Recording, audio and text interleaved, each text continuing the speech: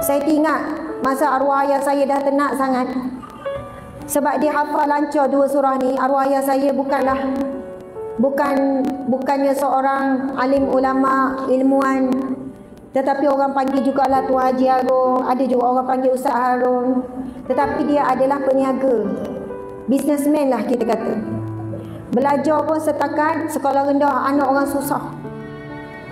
Dapat tawaran ke sekolah budak-budak bijak tapi tak mampu. Terus kerja sekian-sekian. Tetapi yang saya ingat arwah ayah saya ni, pertama adalah seorang yang sangat istiqamah dengan solat di masjid. Walaupun dia balik malam pukul 3 ke pukul 4 ke subuh mesti di masjid. Sangat susahlah nak nampak solatnya melainkan di masjid. Memanglah masjid tu depan rumah. Orang kata memanglah masjid depan rumah. Tak jauh lah berapa langkah masjid.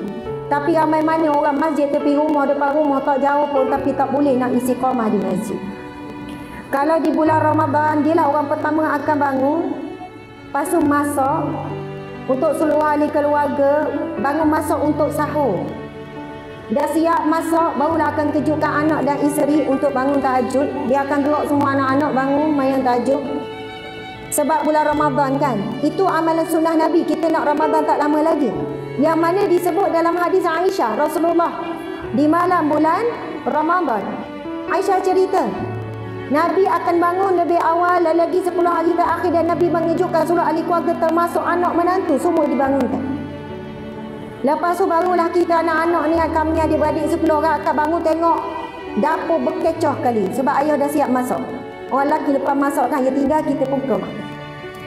Tetapi subhanallah tuan-tuan sekalian, masa dia tengah sakit-sakit bila malam, sebab dia dah hafal, dia tetap akan bacalah surah Al-Mulk sambil terbaring tu dan surah As-Sajdah. Lepas tu dia pesan apalah, Asma, apalah. Kalau tak hidup roh, dah sakit sangat, tak mampu dah pegang Quran, tuan-tuannya boleh baca sambil berbaring.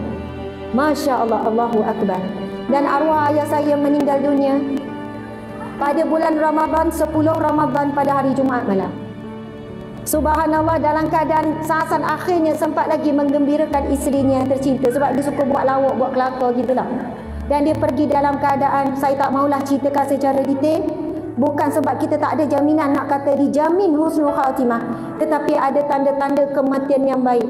Dia sempat nak berikan wasiat, pesan-pesan mana macam-macam. Subhanallah, Allahu Akbar.